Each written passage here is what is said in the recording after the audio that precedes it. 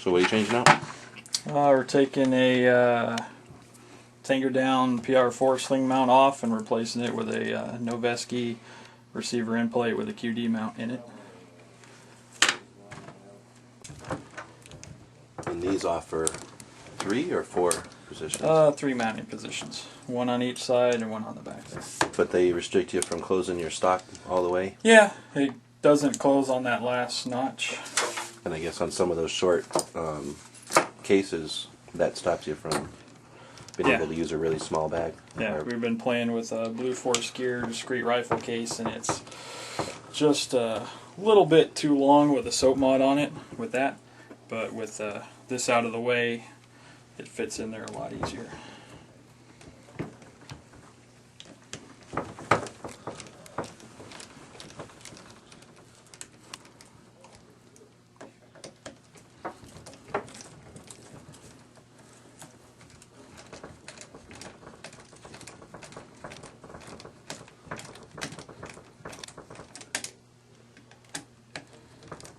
How long have you been shooting these? Years already, haven't you?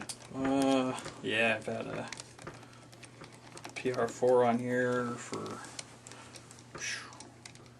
a long time. Maybe 3 years, maybe, yeah, probably more than that. And they're pretty easy to install, at least. You just kind of bolt them in over the top of the tube. The nice thing is, yeah, you don't have to pull the receiver extension off of the upper receiver or lower receiver here. You just have to kind of bolt the 2 parts together over it and you're done.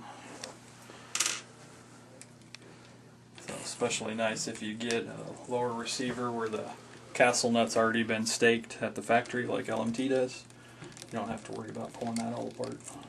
You think castle nut, or do you think that stake in the castle nut's important?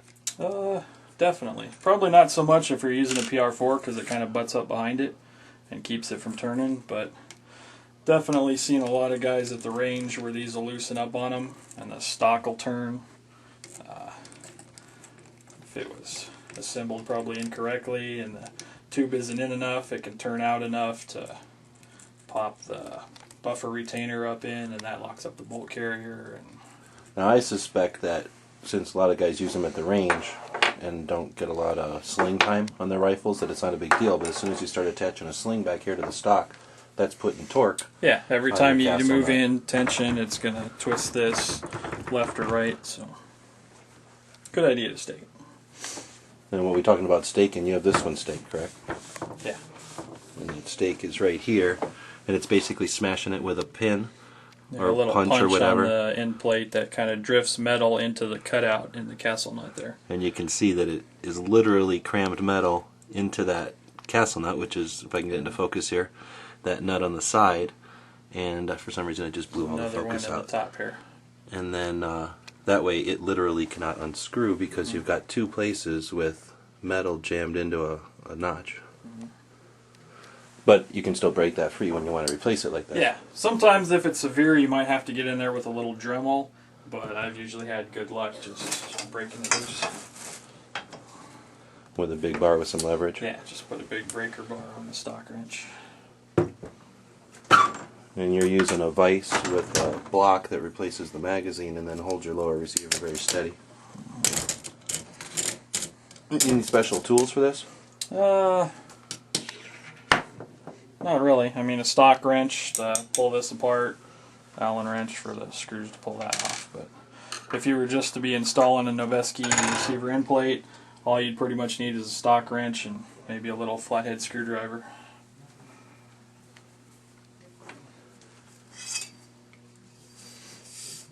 Now, on some of these, depending on who makes them, I don't know if you can see in here, but LMT puts a little step out on the receiver extension, so when you tighten it up, it kind of pushes against here and keeps it from rotating on you.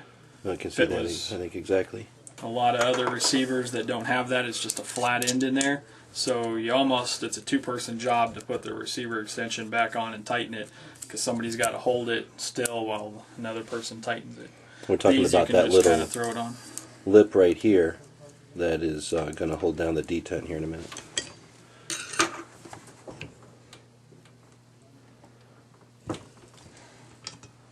So it took quite a bit of effort to make that spin.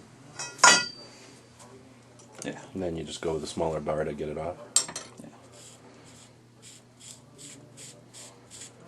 So how many times did you stake the thing? Just twice? Yeah, just twice.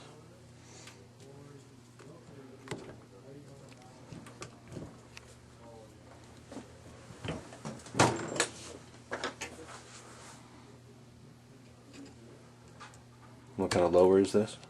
LMT. Occasionally the end plate might kind of stick or bind up a little bit, just using a little flathead screwdriver to kind of work it back. And now you got a spring that's going to pop out over there? Yeah, there's a spring on this side over here that pushes in on the detent for the take. Free enough of the receiver, you can kind of rotate this clockwise a little bit.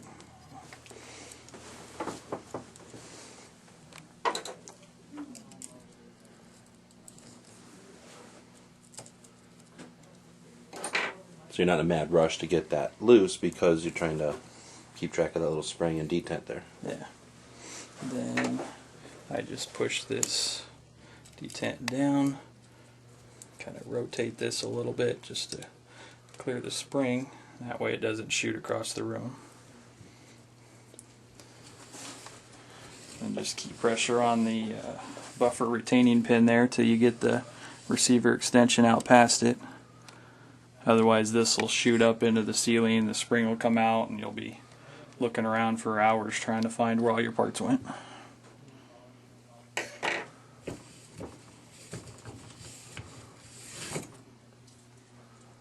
Now I'm looking forward to this Noveske end plate because I have a pistol and I wanted to use that PR4. Yeah. But the tube on a pistol is a little different since you can't attach a stock, and it never really tightened. So it always bugged me because I thought that'd be a great way to have a quick single point sling. So now I'm looking forward to adding one of these to my pistol.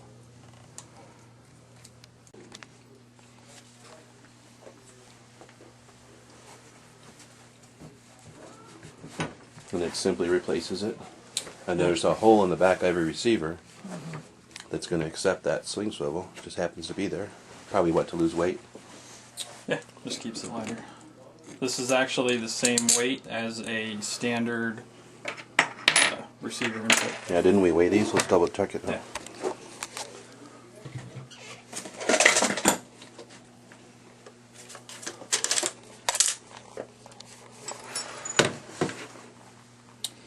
Factory LMT receiver end plate, looking at 0.4 ounces. And the Noveske receiver end plate has the hole cut in it, but a little bit of extra material for the QD mount to attach to. But also a little bit less material because of the hole. 0.4 ounces. Yeah. Same weight. And if you compare that to a PR4 with all 4 screws, you're at 2.2 ounces. Every little bit helps, so definitely interesting comparison.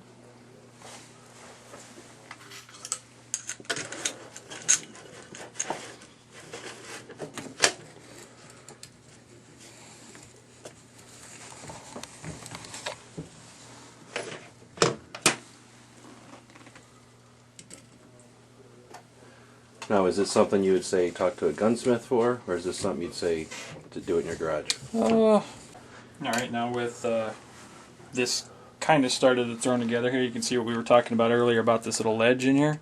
When you tighten it up, you just turn it to there, and the stock is lined up. You don't have to turn it upside down, kind of eyeball it, turn it this way, turn it that way, just put it there.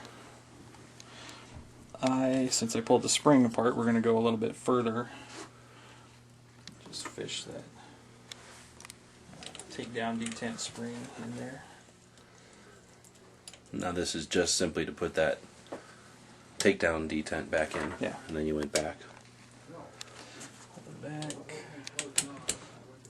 Push that forward and make sure it goes into the hole in the receiver.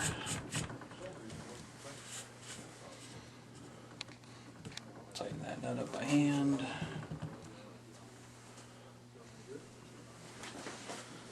Everything looks alright.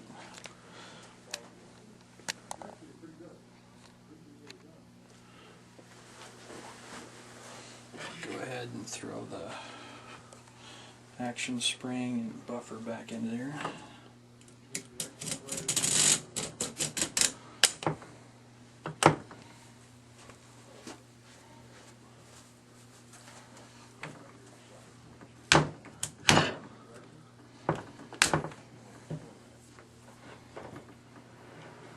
Or how do you know how tight you put this in? I pretty much just tighten it till it's kind of snug. You always use the one with that big lever on it right away? Yeah, I usually use that right away, just makes things a little easier. No, because people are going to comment on it. Do you have any idea how many times you've tightened a castle nut on an AR? I've lost track of the hundreds of times I've done this. I usually just grab the bar here so I've got leverage probably about 2 feet away from the actual wrench. A lot easier than trying to fight that little handle, tightening it up there. I find This is usually a lot longer than you need it, but we just have never cut this down. I find trying to use the small one, I slip a lot more than when I use the big one here. I do too. Even with that, you really got to kind of choke up on it to keep it from popping off, and then it's really hard to do on it. And you obviously just shove that in the end of a pipe, so it's not a tough mod or Into anything. some like electrical Big conduit, yeah. Just gonna pull it off and Are you going to stake it double then? check just to make sure it's all straight. And yeah, we're gonna stake it here.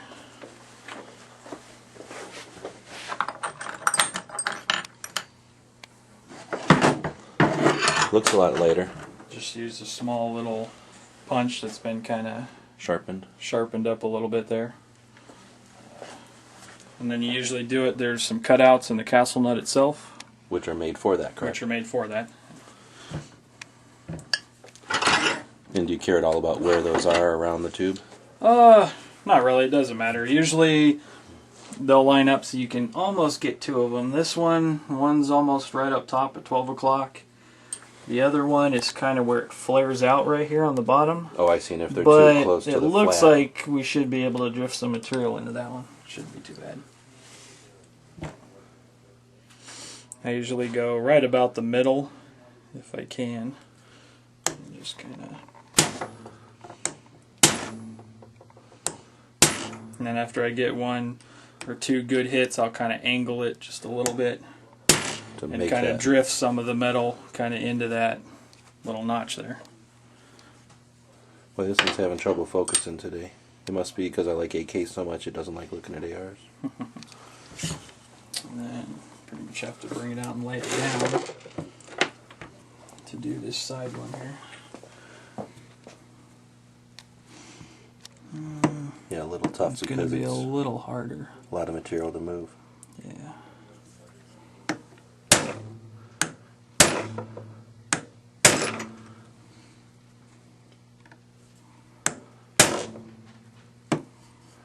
You did a pretty good job. I think that'll be enough. It gives us a good shot of that new mount too. Just flush, little Noveske logo. But now, is that going to leave access when there's nothing plugged in there? So gunk can get in there? No, it's kind of a sealed unit in the back of the receiver there. It doesn't. So it's not a hole all the Go way anywhere. through to the trigger guts. It's just a pocket. The sling just pops right in the back of there, just like that. Keeps it in pretty much the same position it was on the PR4, just in about an inch closer.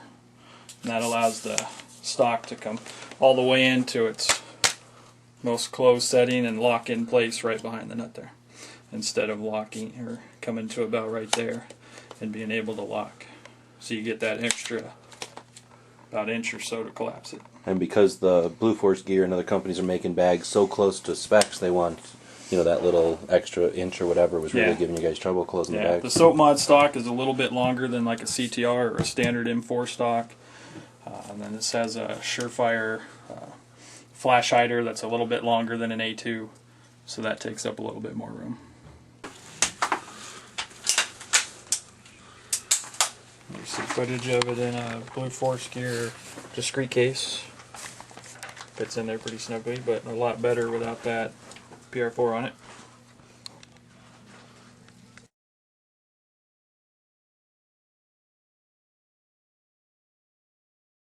The guys and gals of GunWebsites.com encourage you to take a CCW class every year, practice at least once a month, and carry every day. Thanks for watching GunWebsites.com.